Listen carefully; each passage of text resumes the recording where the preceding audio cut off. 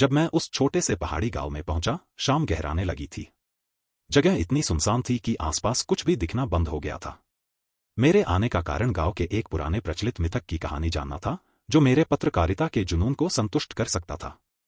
पर जैसे ही मैं गांव में पहुंचा, मुझे एक अजीब सी सिहरन महसूस हुई, जैसे किसी अदृश्य शक्ति ने मुझे घेर लिया हो। गांव के लोग मुझसे नजरें चुराते, मानो मैं कोई अनहोनी लेकर आया हूं। रात होने से पहले मैं स्थानीय होटल में ठहरा और होटल के मालिक से इस कहानी के बारे में पूछताछ की। उसने मेरी तरफ देखकर कहा, कर्ण पिशाचिनी की बात कोई करना नहीं चाहता।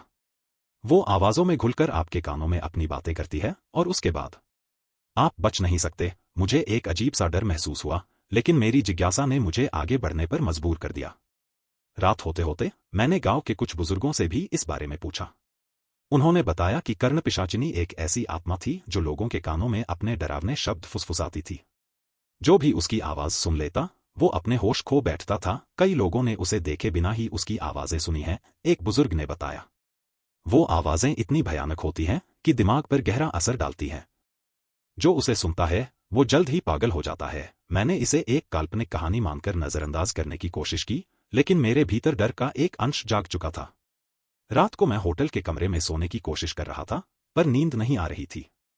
अचानक मुझे अपने कान के पास किसी के फुसफुसाने की आवाज सुनाई दी। आवाज इतनी धीमी और डरावनी थी कि मेरे रोंगटे खड़े हो गए। जैसे जैसे मैंने ध्यान दिया, आवाज स्पष्ट होती गई।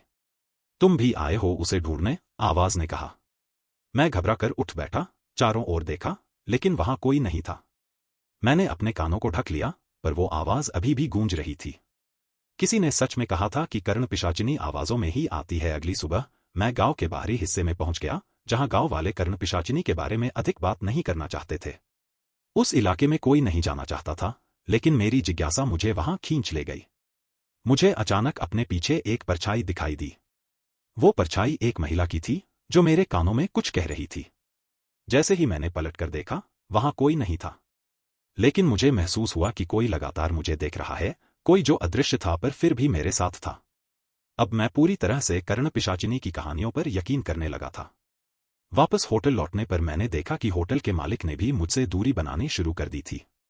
ऐसा लग रहा था कि उसने भी मेरे कानों के आसपास फुसफुसाहटें सुनी हों।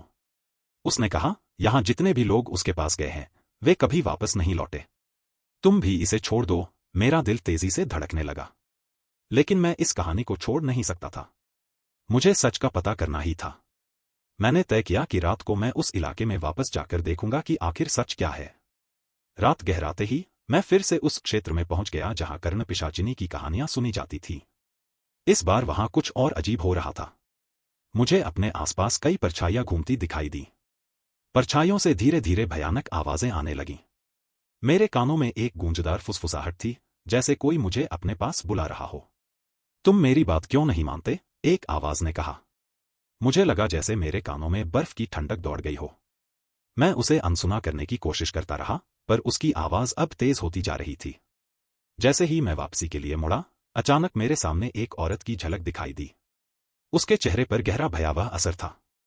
उसकी आंखों में अजीब सी चमक थी, और वो मेरे कानों के पास आकर फुसफुसाई, तुम अब नहीं बच सकते। उसकी आवाज ने मेरे अंदर का डर और बढ़ा दिया। मेरी टॉर्च अचानक बंद हो गई और चारों ओर घना अंधेरा छा गया। मैं उसकी आंखों की चमक में खो सा गया था। अब मैं समझ गया था कि मेरी जिंदगी खतरे में है। मैं दौड़कर वापस अपने होटल के कमरे में आ गया और दरवाजा बंद कर लिया। मुझे अपने दिल की धड़कनें तेज सुनाई देने लगीं। कर्ण पिशाचिनी की आवाजें अभी भी मेरे कानों में गूंज रही थीं, और मैं उन आवाजों को रोकने के लिए अपने कानों को ढकने की कोशिश कर रहा था। लेकिन वो आवाजें मुझसे पीछा नहीं छोड़ रही थीं। मैंने रोशनी चालू की और चारों ओर देखा, लेकिन वहां कोई नहीं था। अचानक एक ठंडी हवा का झोंका कमरे में आया, और मुझे महसूस हुआ कि मैं अब भी उसके प्रभाव में हूं। कुछ देर बाद मैंने महसूस किया कि मेरी हालत बिगड़ने लगी थी। मैं कमरे में इधर उधर घूमने लगा और बार बार दरवाजा खोलकर देखता कि कहीं वह आत्मा बाहर तो नहीं। लेकिन हर बार मुझे वही डरावनी फुसफुसाहटें सुनाई देती। अब मेरी समझ में आ गया था कि कर्ण पिशाचिनी का शाप मुझ पर हावी हो चुका है। उसकी आवाजों ने मेरे दिमाग पर काबू पा लिया था, और मैं धीरे धीरे पागल हो रहा था। अंत में मैंने अपनी हार मान ली। मुझे महसूस हुआ कि मैं अब कभी इस शाप से छुटकारा नहीं पा सकूंगा। कर्ण पिशाचिनी ने मेरे दिमाग में एक ऐसा घर बना लिया था, जहां से मैं कभी बाहर नहीं निकल पाऊंगा। गांव के लोग शायद सही थे, जो एक बार उसकी आवाज सुन लेता है वो हमेशा के लिए उसका हो जाता है। अब मैं भी उसी का एक हिस्सा था, एक ऐसा हिस्सा जो कभी आजाद नहीं हो सकता। यह कहानी उस डरावने एहसास को बयां करती है जब अज्ञात शक्तियां हमारे साथ खेलती हैं। कर्ण पिशाचिनी का खौफ अब भी मेरे कानों में गूंजता है और मैं हमेशा के लिए उसके शिकार में बदल चुका हूं।